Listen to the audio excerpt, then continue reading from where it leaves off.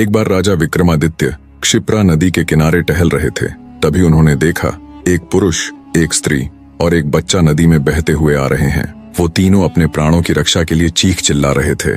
उन्हें देख तुरंत राजा विक्रमादित्य नदी में कूद गए और अपने जादुई वीरों की मदद से उस दंपति और उस बच्चे को नदी से बाहर निकाल लाए।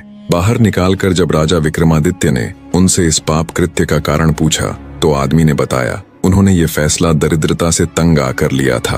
वो उनके राज्य में ही रहने वाला एक निर्धन कुम्हार है। अब चूंकि राज्य के सभी लोग आत्मनिर्भर हो गए तो उन्हें काम मिलना बिल्कुल बंद हो गया। जब उन्हें खाने तक के लाले पड़ गए तब मजबूरीवश ये कदम उठाना पड़ा, क्योंकि अपनी बीवी बच्चों को भूख से तिलमिलाते देखना मौत से अधिक दुखदाई होता है। रोज रोज ये भयानक मंजर देखने से अच्छा तो एक बार के लिए मृत्यु की पीड़ा को ही सहन करना मुझे कहीं ज्यादा आसान लगा।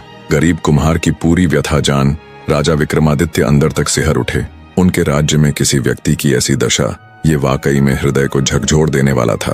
राजा विक्रमादित्य उस गरीब कुम्हार से बोले, तुम्हें आत्महत्या करने की बिल्कुल भी आवश्यकता नहीं। तुम सब मेरे अतिथि बनकर रहोगे। तुम्हें कभी किसी चीज की कमी नहीं होगी। तुम जब तक चाहो वहां रह सकते हो। राजा विक्रमादित्य की बात सुन वो गरीब कुम्हार बोला, माफ करे राजन, आपकी बात बहुत ही उचित है। आपका सुझाव काबिले तारीफ है, पर हे राजन, चाहे कोई भी कितना ही दयावान क्यों न हो, 10-5 दिन से ज्यादा कोई अतिथियों की देखरेख नहीं कर सकता और अंततः अतिथि को अपमानित होकर आतिथ्य छोड़कर जाना पड़ता है। तो 4 दिन की चांदनी और फिर वही काली रात से बेहतर तो हमारा मर जाना ही बेहतर है। और वैसे भी कुछ दिन राजसी सुख भोगने के बाद तो हमें अपना जीवन और भी नर्क लगने लगेगा। तब राजा विक्रमादित्य बोले, नहीं महोदय, ऐसा बिल्कुल भी नहीं है। आप जब तक चाहे तो अपनी पूरी जिंदगी भी हमारे अतिथि घर में रुक सकते हैं। आपकी सेवा में किसी प्रकार की कोई कमी नहीं आएगी। राजा विक्रमादित्य के इतना कहने पर वो गरीब कुम्हार परिवार सहित अतिथि घर में आकर रहने लगा। राजा विक्रमादित्य ने उनकी सेवा के लिए नौकर चाकर तैनात कर दिए, जो हर समय उनकी हर जरूरत को पूरा करने के लिए वहां मौजूद रहते। कुम्हार और उसके परिवार के दिन अब बड़े ही सुख के साथ बीतने लगे। उन्हें किसी भी चीज की कोई कमी न थी, लेकिन वे जहां रहते उस स्थान को बिल्कुल भी साफ सुथरा नहीं रखते।